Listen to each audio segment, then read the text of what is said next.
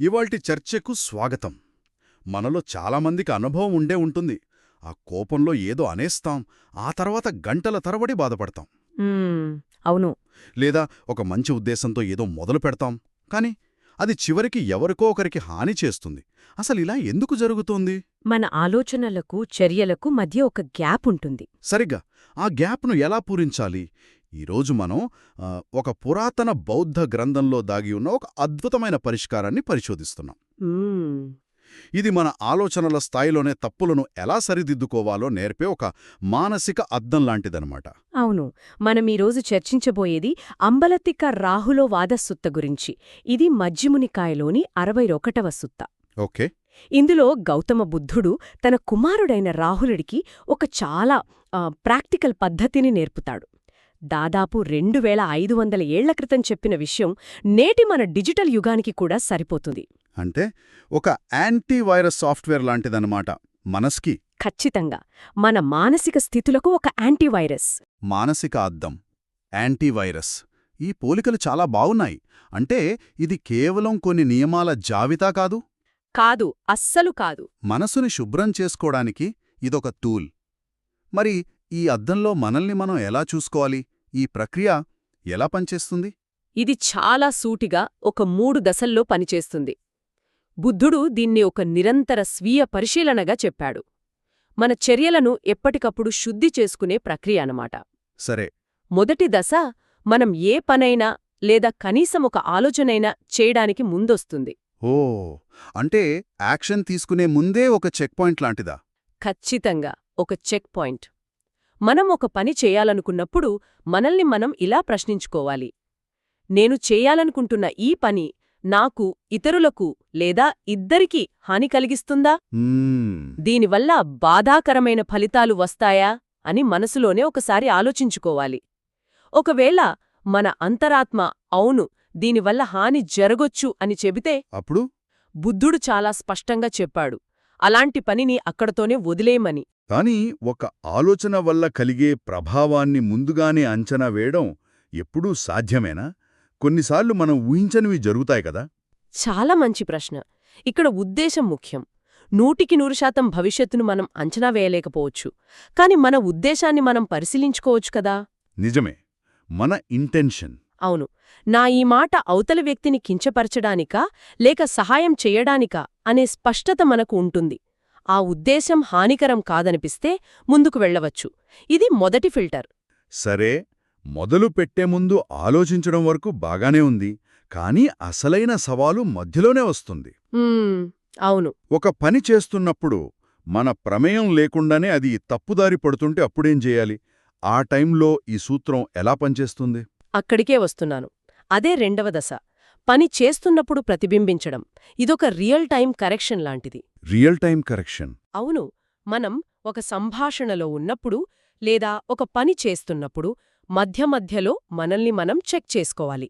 నేనిప్పుడు చేస్తున్న పని హద్దులు మీరుతోందా? నా మాటలు ఎవరైనా గాయపరుస్తున్నాయా అని. ఇది మొదలుపెట్టిన ఉద్దేశ్యం నుంచి పక్కకు వెళ్తోందా అని ప్రశ్నించుకోవాలి. ఇది చాలా కష్టం గదా. ఆవేశంలో ఉన్నప్పుడు ఇలాంటి స్వీయ పరిశీలన గుర్తుకు రావడం అంటే? మొదట్లో కష్టమే, కాదనను. కాని ఇది ఒక అలవాటు, సైకిల్ తొక్కడం లాంటిది.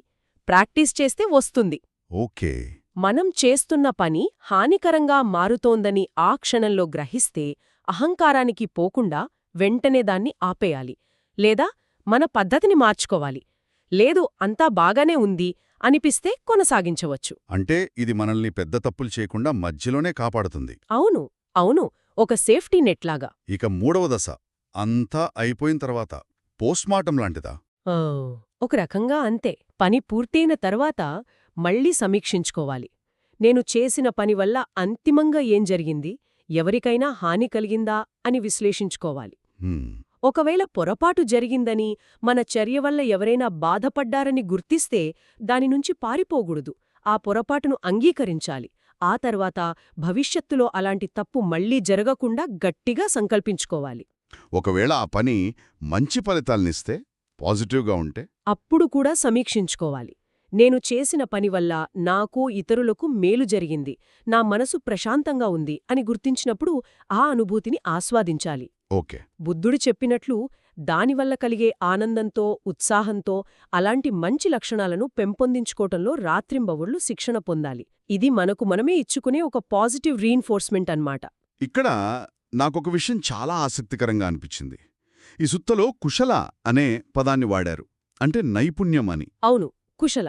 సాధారణంగా మనం నైపుణ్యం అంటే టాలెంట్ అనుకుంటాం.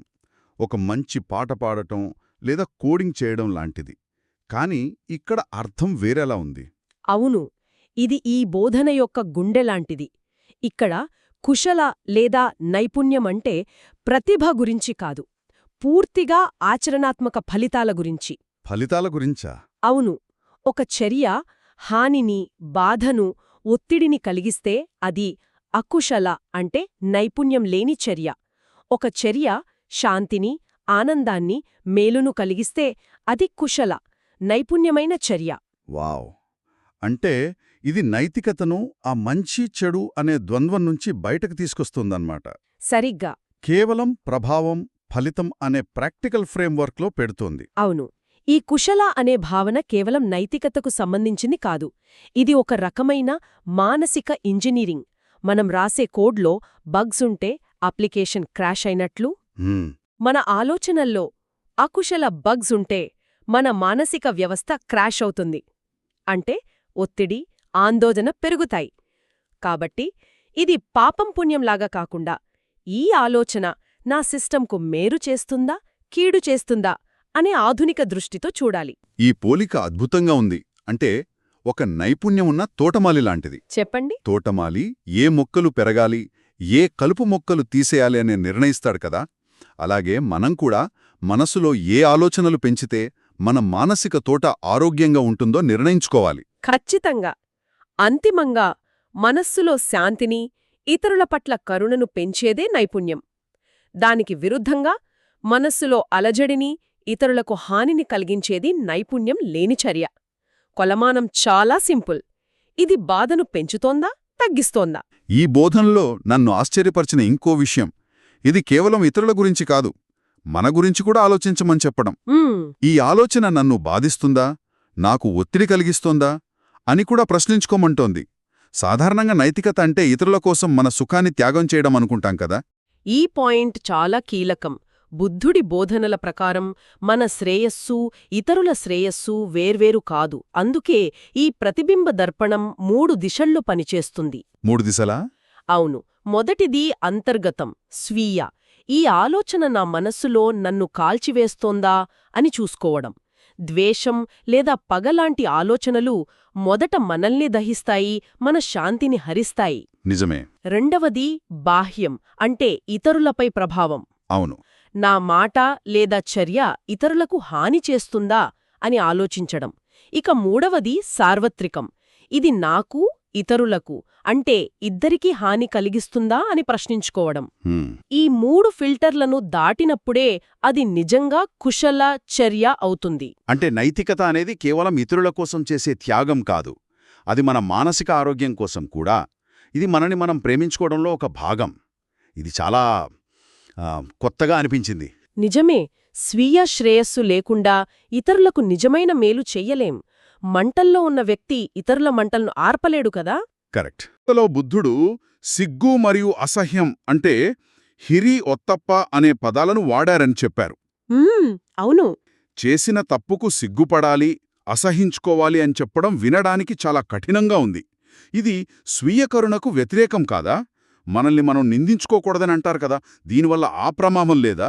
ఇది చాలా సహజమైన సందేహం. ఆ పదాలను వాటి సాహిత్యపరమైన అర్థంలో తీసుకుంటే ప్రమాదమే. కాని వాటిని స్వీయ నింద కోసం వాడే సాధనాలుగా అస్సలు చూడకూడదు. అవి మనకు దారి చూపే నైతిక దిక్సూచీలాంటివి. నైతిక దిక్సూచి? అవును. వాటి ప్రయోజనం శిక్షించడం కాదు, దిశానిర్దేశం చేయడం. దాన్ని కొంచెం వివరిస్తారా? ఆ దిక్సూచి ఎలా పనిచేస్తుంది? కుండా పోయింది, ఇంకెప్పుడూ ఇలా చేయకూడదు అనే బలమైన సంకల్పానికి పునాది వేస్తుంది. అంటే ఒక అలారం సిస్టమ్ లాగా? సరిగ్గా. ఒక అంతర్గత అలారం. ఆ అలారం లేకపోతే మనం అవే తప్పులను మళ్లీ మళ్లీ చేస్తూనే ఉంటాం. దాన్ని స్వీయ ద్వేషంగా కాకుండా నేర్చుకోవడానికి వచ్చిన ఒక సిగ్నల్గా చూడాలి. అంటే ఆ బాధలో కూరుకుపోకుండా దాన్ని ఒక పాఠంగా మార్చుకోవాలన్నమాట. అలాగే మంచి పని చేసినప్పుడు కలిగే ఆనందం గురించి కూడా చెప్పారు. దానికి కూడా ఇంతే ప్రాముఖ్యత ఉందా? ఖచ్చితంగా ఉంది. మనం తరచుగా మన తప్పులేనే గుర్తుంచుకుంటాం, కాని మనం చేసిన మంచి పనులను పట్టించుకోం. నిజమే. బుద్ధుడు ఈ రెండింటినీ బ్యాలెన్స్ చేయమన్నాడు. ఒక మంచి పని చేశామని గుర్తించినప్పుడు మనలో కలిగే ఆనందం మరియు ఉత్సాహం మనల్ని ఆ మార్గంలో కొనసాగడానికి అవసరమైన ఇంధనాన్ని అందిస్తుంది. హ్మ్. ఇది చాలా సమతుల్యమైన విధానం. తప్పుల నుంచి నేర్చుకోవటం, మంచి పనుల నుంచి స్ఫూర్తి పొందడం. బాగా చెప్పారు. సరే, ఇదంతా వినడానికి చాలా బావుంది. కానీ మనలాంటి సాధారణ వ్యక్తులు, బిజీ జీవితాలలో ఉన్నవాళ్లు దీన్ని రోజంతా ఒక సాధనంగా ఎలా మార్చుకోవచ్చు? ఇది కేవలం భిక్షువులు లేదా ధ్యానం చేసేవాళ్లకే సాధ్యమా? అస్సలు కాదు. నిజానికి ఇది ఆధునిక, వేగవంతమైన జీవితంలోనే ఎక్కువ అవసరం. ఎందుకంటే ఇది మనల్ని ప్రతి క్షణం జాగరూకులుగా ఉంచుతుంది. దీన్ని ఒక 24/7 మానసిక పరిశుభ్రత సాధనంగా మార్చుకోవచ్చు. ఎలా? ఉదాహరణకు, మనసులో ఒక ఆలోచన పుట్టినప్పుడే దాన్ని పట్టుకోవచ్చా? అవును. ఒక ఆచరణాత్మక ఉదాహరణ చెప్తాను. ఆఫీస్లో ఒక సహోద్యోగిపై కోపం వచ్చినప్పుడు దీన్ని ఎలా వాడాలో చూద్దాం. సరే, చెప్పండి. అనుకుందాం, మీ సహోద్యోగి మీ పనిని విమర్శిస్తూ ఒక ఈమెయిల్ పంపాడు. దానికి టీం అంతట్నీ సీసీ పెట్టాడు. మీకు వెంటనే కోపం, అవమానం కలుగుతాయి. వెంటనే ఘాటుగా రీప్లై టైప్ చేయడం మొదలుపెడతారు. సహజంగా జరిగేదే. అవును. అదే మొదటి దశ. ఆ సెండ్ బటన్ నొక్కే ముందు ఒక్క క్షణం ఆగండి. ఈ అద్దాన్ని వాడండి. ఈ రీప్లై పంపడం వల్ల నాకు, అతనికి లేదా మా ఇద్దరికీ హాని కలుగుతుందా అని ప్రశ్నించుకోండి. సమాధానం స్పష్టంగా అవుననే వస్తుంది. ఆఫీసు వాతావరణం దెబ్బతింటుంది, నా ప్రశాంతత పోతుంది. సరిగ్గా ఆ క్షణంలోనే ఆ అకుశల చర్యను మీరు ఆపగలిగారు. బహుశా ఆ ఈమెయిల్ను డ్రాఫ్ట్స్లో సేవ్ చేసి గంట తర్వాత ప్రశాంతంగా ఉన్నప్పుడు తిరిగి చూడొచ్చు, లేదా నేరుగా వెళ్లి మాట్లాడొచ్చు. చూసారా? ఒక చిన్న అంతర్గత సంభాషణ ఒక పెద్ద గొడవను ఆపింది. సోషల్ మీడియాలో వాదనల విషయంలో కూడా ఇది బాగా ఉపయోగపడేలా ఉంది. ఎవరికైనా మేలు జరుగుతోందా లేక ఇద్దరి ఒత్తిడి పెరుగుతోందా అని ప్రశ్నించుకోవాలి.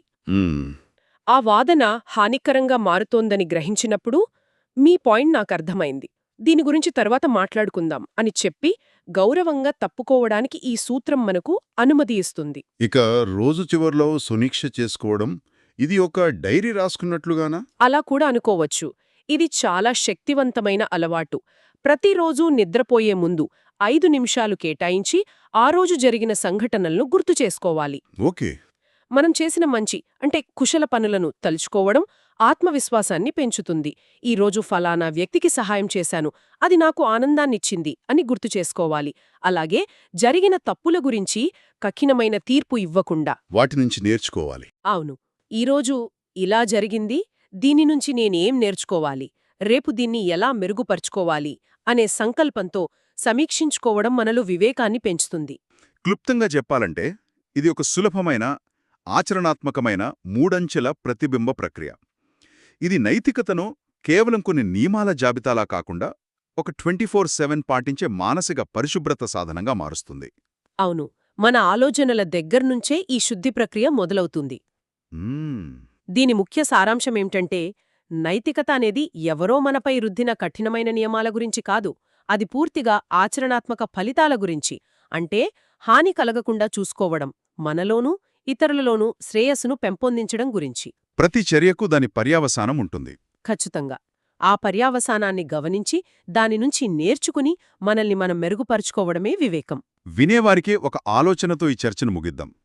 ఈ ప్రతిబింబ దర్పణం అనే పద్ధతిని మన మాటలు లేదా చర్యలకు ముందు కాదు, కేవలం మన ఆలోచనల స్థాయిలోనే వర్తింపజేస్తే ఎలా ఉంటుంది? మంచి ప్రశ్న. అంటే ఒక ఆలోచన మనసులో పుట్టిన వెంటనే అది మాటగా లేదా చర్యగా మారకముందే దాన్ని ఈ 3 దశల ఫిల్టర్ ద్వారా పంపితే, అలా చేయడం మన అంతర్గత శాంతిని మాత్రమే కాకుండా ఈ ప్రపంచంతో, మన చుట్టూ ఉన్నవారితో మనకున్న సంబంధాలను, బంధాలను కూడా ప్రాథమికంగా ఎలా మార్చగలదు?